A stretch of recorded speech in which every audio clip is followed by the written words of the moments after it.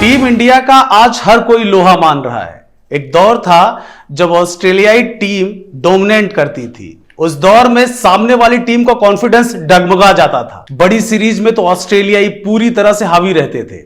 बदलते वक्त के साथ टीम इंडिया ने वही मुकाम हासिल कर लिया जो कभी कंगारुओं का हुआ करता था।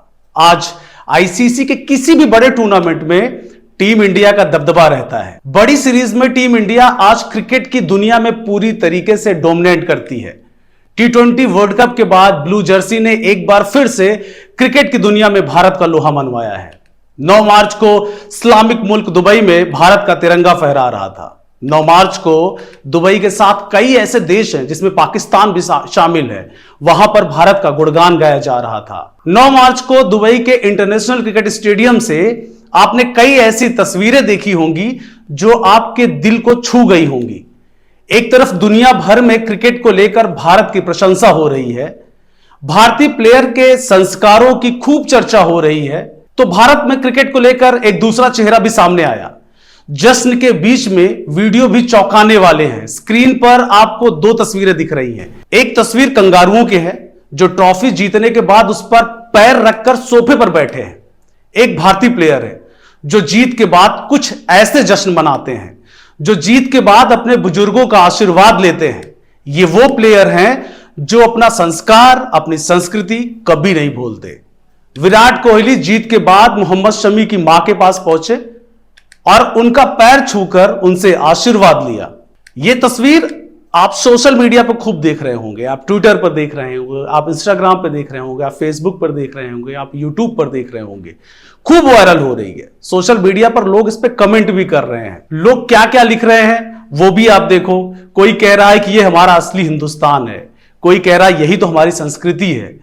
अलग अलग अपने अपने तरीके से लोग इसका व्याख्यान कर रहे हैं। इसीलिए तो भारत में क्रिकेट को आज पूजा जाता है। आपको याद होगा जब T20 वर्ल्ड कप भारत ने जीता था तो कप्तान रोहित शर्मा ने वहां की मिट्टी को न सिर्फ अपने माथे से लगाया था बल्कि उस मिट्टी को चखा भी था।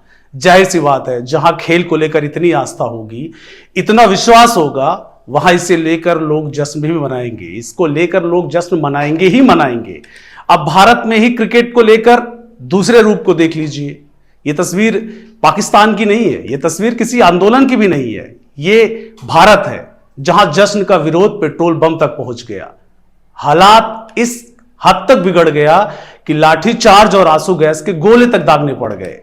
यह तस्वीर मध्य प्रदेश की महू की है जो आप अभी स्क्रीन पर देख रहे हैं। पूरी कहानी आपको बताएंगे, दिखाएंगे, समझाएंगे, लेकिन अब कुछ ऐसी तस्वीरें दूसरी जगह से भी आप देख लीजिए। ये दूसरी तस्वीर जो आपको दिख रही है जहां पुलिस लाठीचार्ज कर रही है कुछ लोगों पर, यह तस्वीर हैदराबाद से आई है। यहां पर जश्न को मनाते समय पुलिस को लाठीचार्ज करना पड़ा। देखो, अगर कोई ऐसा इतना बड़ा गेम, इतना बड़ा टूर्नामेंट जब भारत जीतती है तो ये सिर्फ किसी समुदाय विशेष को लोग जश्न नहीं मनाते, ये पूरा देश जश्न मनाता है। 145 करोड़ लोग जश्न मनाते हैं। लेकिन कुछ डिस्टर्ब करने वाले एलिमेंट्स भी हैं जहां से जो ये तस्वीरें हम तक पहुंचती है और आम लोगों को डिस्टर्ब करती है। तो ऐसा हमारा भारत है नहीं जैसी आपको तस्वीरें दिख रही है। फिर भी लेकिन ये तस्वीर आपको दिखाना जरूरी है, इसलिए आपको दिखा रहे हैं, आपको बता रहे हैं। ये जो आपको पहले तस्वीर का हमने जिक्र किया था, ये इंदौर के पास एक महू है, वहां से है। ये घटना वहां पे घटी।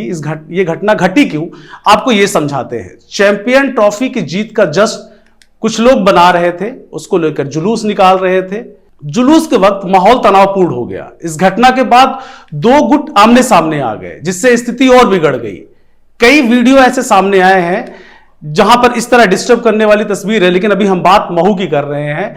भारतीय क्रिकेट टीम की जीत का जश्न मना रहे लोगों पर एक समुदाय विशेष के लोगों ने पत्थरबाजी कर दी, पत्थर फेंकना शुरू कर दिया। पुलिस की बताया जा रहा है कि ये जब पत्थरबाजी वहां पर हो रही थी तो वहां पुलिस बल भी मौजूद था। पुलिस बड़ी संख्या में वहां मौजूद थी और पत्थरबाजी वहां पर चल रहा था। कुछ लोग हथियारों के साथ भी वहां नजर आ रहे हैं जैसा कि तस्वीर में दिख रहा है। स्थिति इतनी गंभीर हो गई कि गुस्साए लोगों ने दुकानों और वाहनों को आग लगाना शुरू कर दिया, दुकानों को आग के हवाले करना शुरू कर दिया। उपद्रवियों ने पेट्रोल बम फेंक कर आगजनी को और भड़का दिया। माहौल में फैले तनाव को काबू करने के लिए पुलिस को लाठीचार्ज करना पड़ गया और इसके अलावा वहां पर हालात को नियंत्रित करने के लिए आंसू गैस के गोले तक दागने पड़ गए। भारत की जीत के बाद रैली निकाल रहे लोगों पर अचानक हुए हमले के बाद हालात बिगड़ गए और महू सुलग उठा। सुबह हालात सामान्य हो गए। कलेक्टर आशीष सिंह मौके पर मौजूद थे। रात भर वहां अधिकारियों की गश्ती चलती रही। अभी फिलहाल वहां पे माहौल शांत है, लेकिन रात में ऐसा माहौल वहां पर बन गया था। विरोध के पीछे अब जो लॉजिक बताया जा रहा है, जो विरोध के पीछे की बात बताई जा रही है, वो भी आप समझ लीजिए।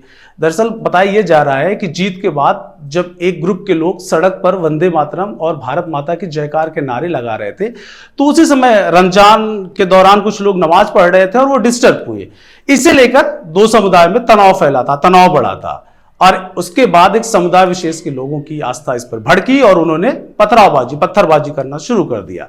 चैंपियन ट्रॉफी सीरीज के दौरान भारत के तेज गेंदबाज मोहम्मद शमी को लेकर भी कंट्रोवर्सी देखने को मिली है। वो कंट्रोवर्सी क्या थी? एक तस्वीर है जो खूब वायरल हो रही है।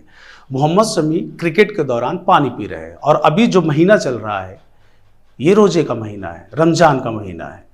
तो शमी क्या कर रहे थे? शमी उस वक्त पानी पी रहे थे बोतल में उठाकर, और इस तस्वीर को वायरल कर दिया गया। तथाकथित इस्लामिक स्कॉलर बोल रहा हूं, बार बार इसलिए कोट कर रहा हूं कि ऐसी चीजों को, इस्लाम में जिस चीज का जिक्र नहीं है फिर भी उस पर ज्ञान देना, मैं इस्लाम पर ज्ञान नहीं दूंगा क्योंकि मुझे इस्लाम के बारे में ज्यादा कुछ पता नहीं है, फिर भी कुछ तथाकथित स्कॉलर ने इस पर ज्ञान देना शुरू कर दिया और मोहम्मद शमी को आरोपी तक, मोहम्मद शमी को बोल दिया गया कि वो दोषी हैं, रमजान के रोजा के दोषी हैं।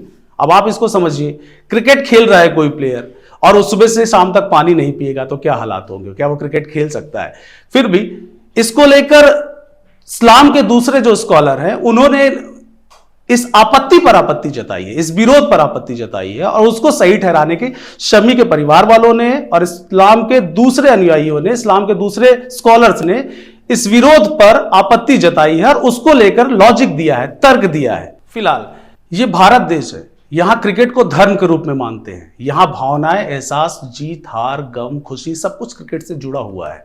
इतना बड़ा जब इवेंट होता है, हार होती है तो हमारे देश में गुस्सा देखने को मिलता है, गम देखने को मिलता है, लेकिन जीत होती है तो जश्न देखने को मिलता है। फिलहाल क्रिकेट को क्रिकेट रहने दीजिए, हिंदू मुसलमान मत बनाइए, इसको हिंदू मुसलमान से मत जोड़िए। क्रिकेट को क्रिकेट की तरह देखिए और जीत पर आप भी जश्न मनाइए।